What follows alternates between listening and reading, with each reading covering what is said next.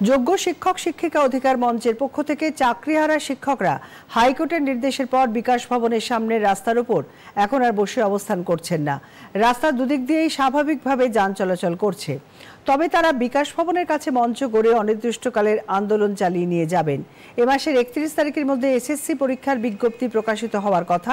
চাকরিহারা শিক্ষক রাকেশ আলম এবং প্রীতিলতা মণ্ডল দূরদর্শনকে জানিয়েছেন, তারা যেহেতু যোগ্য শিক্ষক, সুতরাং নতুন করে পরীক্ষায় বসার কোনো প্রশ্নই ওঠে না। আবার পরীক্ষা নিতে হবে এবং এই 31 তারিখের মধ্যে তার নোটিফিকেশন দিতে হবে। এবার এই পরীক্ষায় আমরা বসতে চাই না। কেন বসতে চাই না তার কারণ আছে। এই পরীক্ষা আমরা এ কারণে বসতে চাই না যে এই পরীক্ষার মাধ্যমে সকলেই যে পাশ করে আবার সেই পুরনো চাকরিটা ফেরত পাবে সেটা তো হবে না।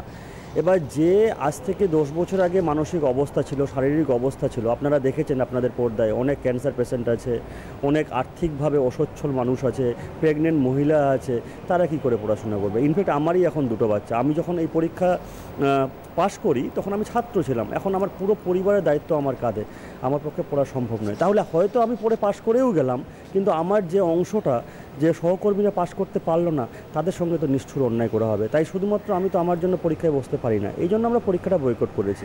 সোমবার পর্যন্ত আপনারা একটা আলটিমেটাম সরকারকে দিয়েছেন যে সরকার পক্ষে কোনো কাউকে, যে মুখ্যমন্ত্রী হতে পারেন, শিক্ষামন্ত্রী বা আপনাদের সঙ্গে আলোচনায় বসে একটা সুস্পষ্ট রূপরেখা আপনাদেরকে দিতে হবে।